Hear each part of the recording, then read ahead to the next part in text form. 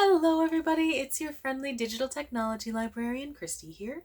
We've reached another Friday, so of course I have another Film Rec Friday ready for everybody out there.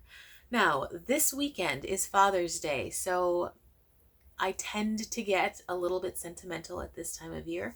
I already really enjoy films that explore connections and bonds, so, throw on top of that a really well done movie or documentary that explores the relationships between a father and his children, and I just get super affected at times like these.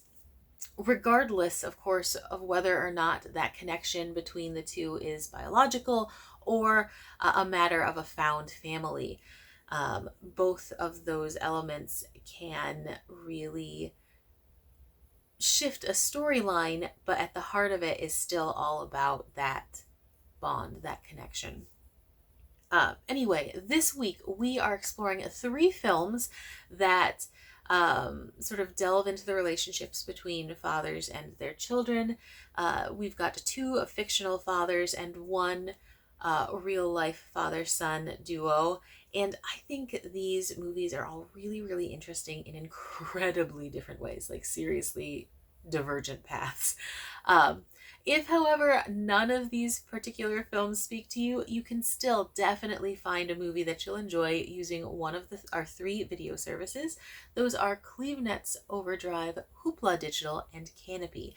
All of these recommendations and everything that you'll find on those video services are, of course, available entirely for free with the use of your Milan-Berlin Library Card. So without any further ado, let's go ahead and jump right into the recs. Okay, kicking things off with a recommendation from Hoopla, and that is 2018's Hearts Beat Loud. I had so much fun with this movie. It was one of those that I had no familiarity with whatsoever before trying to put this list together, so it just came out of nowhere, and I was absolutely enamored with it by the end. So in Hearts Beat Loud, we're talking about a comedy with some drama in it that really centers around a father named Frank, played by Nick Offerman. If you're not super familiar, he's one of those faces you 100% will recognize from television. He was in Parks and Recreation. That's probably his most recognizable role. And he's a indie record store owner. His daughter Sam, played by Kiersey Clemens, is just about ready to head off to college. She's spent her life with this sort of older hipstery dad, and she's heading off into what is arguably a very different lifestyle. And this movie is really all about this shifting relationship between the two. You know, their dynamic from the very beginning is so charming and different and yet still believable. It's not one of those where it's quirky and it's totally written for film and it doesn't feel like it could be something you'd find out in the wild. It does feel very organic. And that connection between the two of them as they find their paths diverging is really one of those that I found thinking about long after I finished the movie.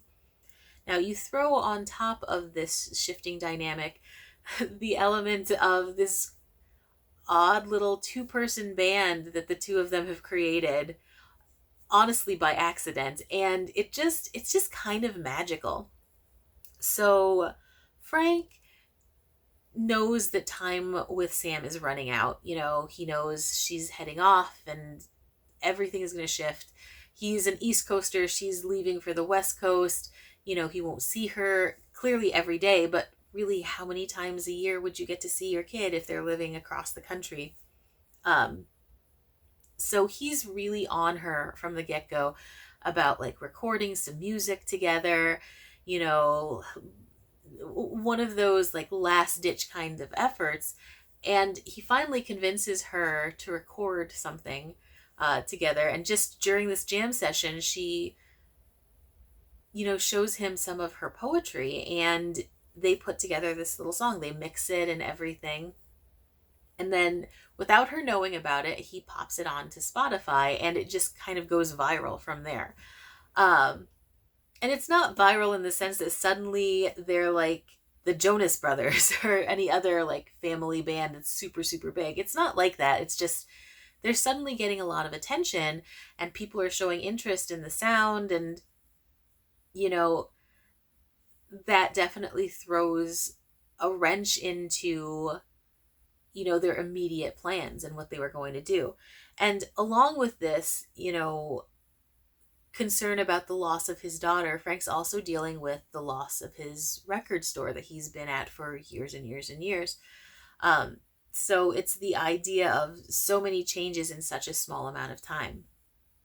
Now, while I think I'm of an age where I definitely connect more with Frank's character, that's not to say that Sam doesn't play just as vital of a role. She's got her own universe that is definitely changing, trying to figure out what to do with her girlfriend as far as this shifting location goes and what happens next. And that's such a big theme for anybody that age. So you've got these two stories that seem to be, you know, either one could be the main element of a story, but they somehow manage to mesh together really, really well. And it actually adds to that feeling of connection and bond between the two. And I really, really loved that.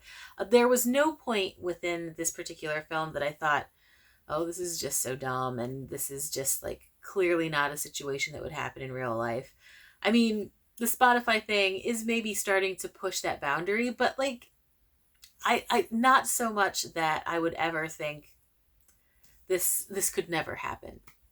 So besides the storyline just being super engaging, the acting is really, really phenomenal.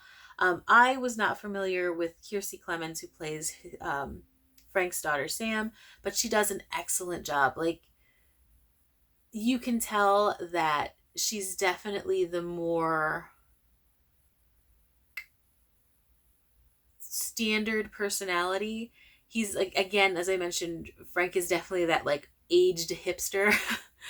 um Whereas she's quite mainstream. She's very like, she's very, very focused, very driven. She knows exactly, well, as much as any young person does, she knows what she wants, the direction she wants to head into. Whereas Frank is sort of all over the place. You know, he is that aging hipster who is growing out of so many things and is trying to figure out how to fit into his new universe. And, you know, I really liked both of them. Uh, Nick Offerman does such a good job as Frank. I would never have pegged him for that particular character, especially being familiar with his other roles. And it's kind of all at once both like awesome and a little disconcerting, uh, because Frank wears a lot of his emotions on his sleeve, and that's not something we've seen a lot of, I think, or at least not this kind of emotion. He's like a little bit man child, but a great deal of good dad, and he's got tons of heart. You know, he's just a character that you definitely love by the end of the movie. And there's something very real about his portrayal of Frank. Like, it feels really natural, really organic. It doesn't feel like some quirky storybook character kind of thing. So anyway, if you are looking for a really warm, fuzzy, real story about a father and his daughter, and if you're interested in that sort of shifting stage in life storyline, and this would be a big one, definitely check out Hearts Beat Loud. I adored it. I loved the music. That's the other thing. If you're a music fan, it's really, really got a great soundtrack, including the originals that were done for this. So please, please, please make sure you check it out. This is actually my pick of the week. Again, I was totally blindsided by this one because I knew nothing about the movie. And it's just a fantastically fun, entertaining watch. So once more, Hearts Beat Loud, available on Hoopla Digital. Okay, our second recommendation is also available on Hoopla, and that is for 2009's The Road. Let's talk about a tonal shift from Hearts Beat Loud. Hearts Beat Loud is warm, it's fuzzy, it's encouraging, it's optimistic. The Road is none of those things.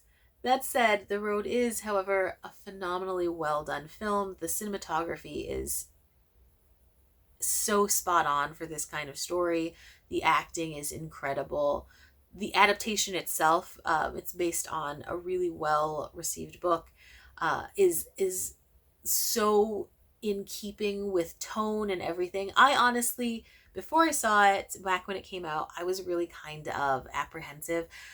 When I like a book, I have a tendency to sort of side eye the adaptation because it's always going to have alterations. And I was absolutely certain that this very bleak storyline was going to have a lot of changes within the movie just because it's hard. It's a hard sell for a mainstream audience. But it really does keep the spirit of the book with it, and it's an incredibly well done adaptation. So if that's one of those things that has ever kept you from watching it, you need not worry. It's good.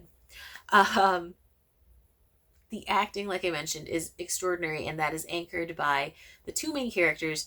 You meet tons of other characters briefly, and or at least see them on screen, but um, Viggo Mortensen and Cody Smith-McPhee's characters are really the heart and soul of this movie.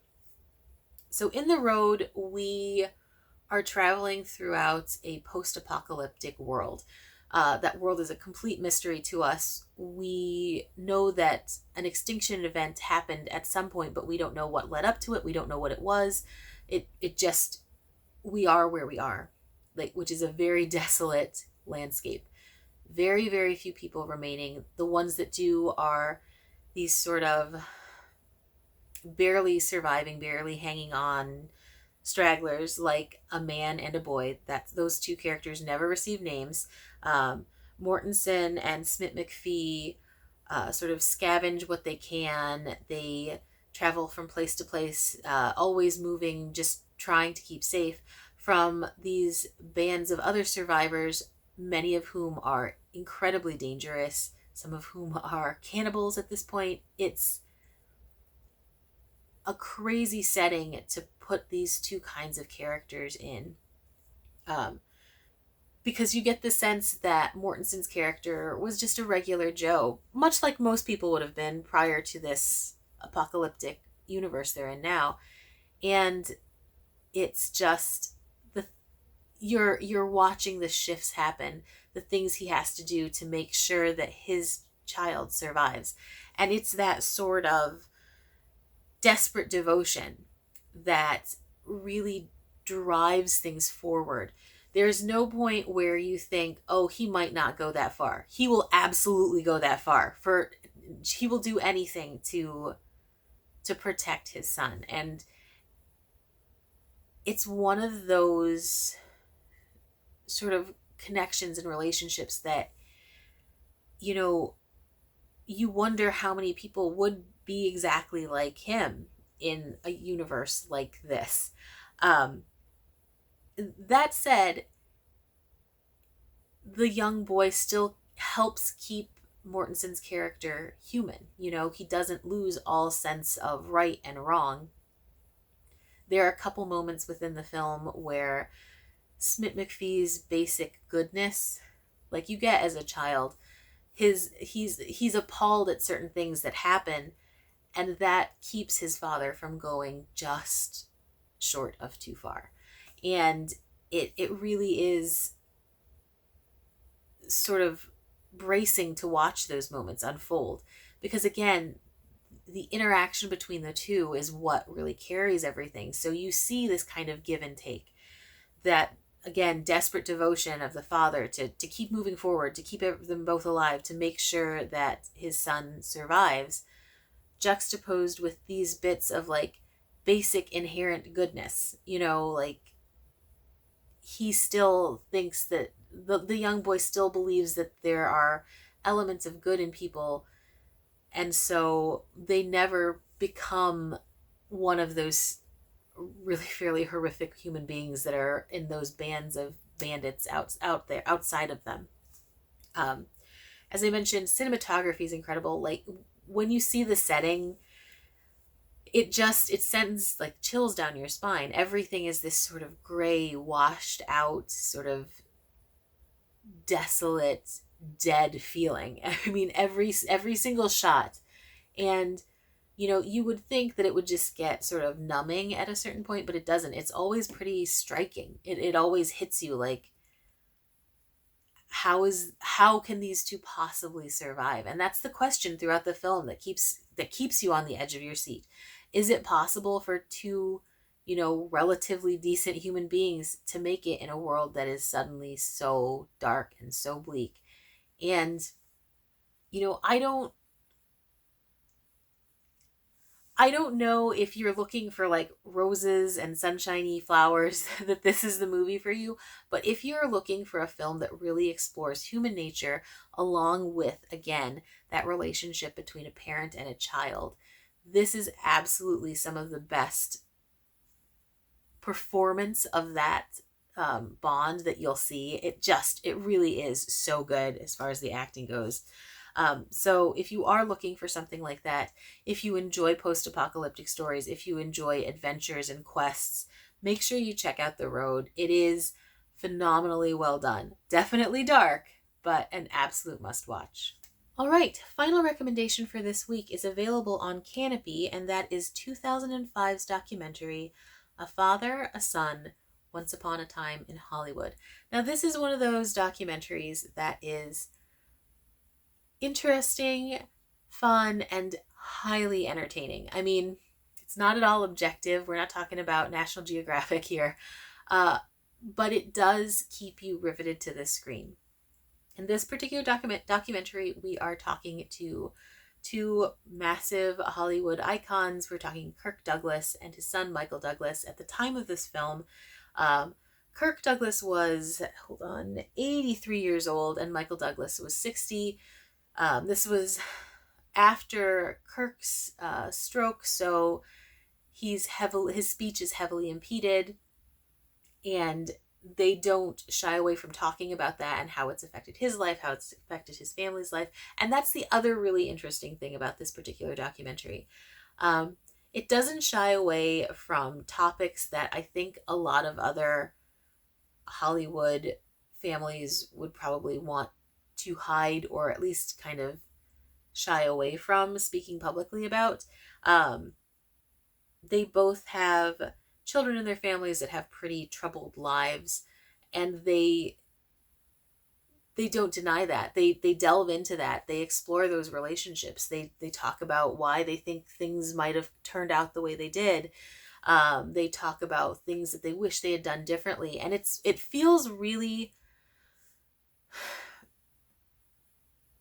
it feels very real. Like they aren't whitewashing all of the ugly spots of their stories. It feels genuine. And whether or not that's true, who knows? It is like an old acting family that like definitely knows how to perform, but it genuinely does not feel like they're super scripted or anything. It feels pretty off the cuff the entire time that we talk to both of these performers. We get to see Kirk sort of wax philosophically about his life, his journey as a performer, his viewpoint of his relationship with his children. And we also get to see his son, Michael, who's also a massive, massive Hollywood star, talk about, sort of growing up in this ever looming shadow, and that's one of those things that when they started delving into that, I think I really latched onto the story, simply because that's a feeling that I think so many people have. Like, will you ever live up to your parents? Will you ever be able to take and run with what we know about them? And he does that. And I think that's really, really interesting how the two Douglases sort of taken both of their viewpoints of that idea, that sort of growing beyond your parent. And there are lots of moments of general levity, but then there are also these cute little sort of inside jokes that the two of them definitely have, and they never bother to explain, which is totally fine. That's actually, that kind of adds to the feeling. Like, they have their own story outside of this little documentary that gives us a glimpse into who they are.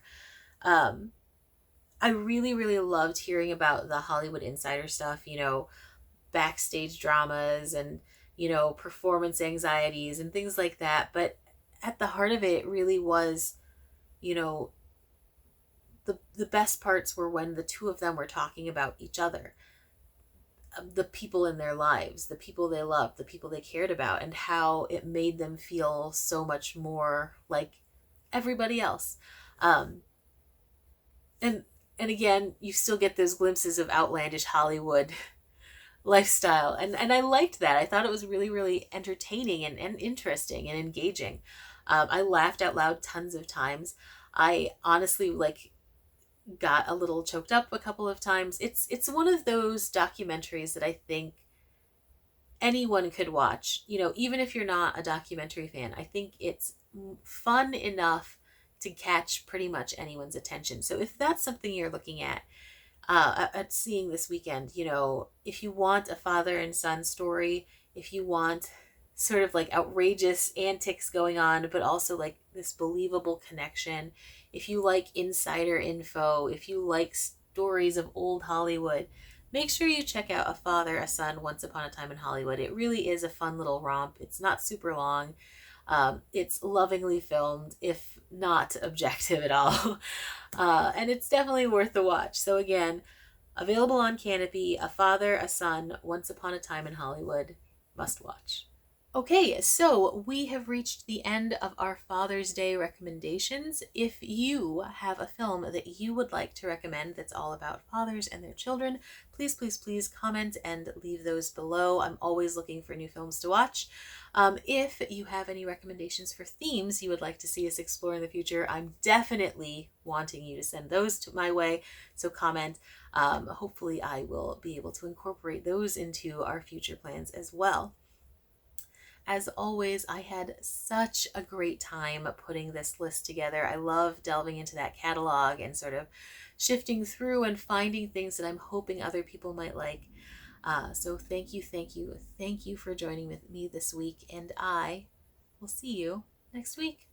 Bye-bye.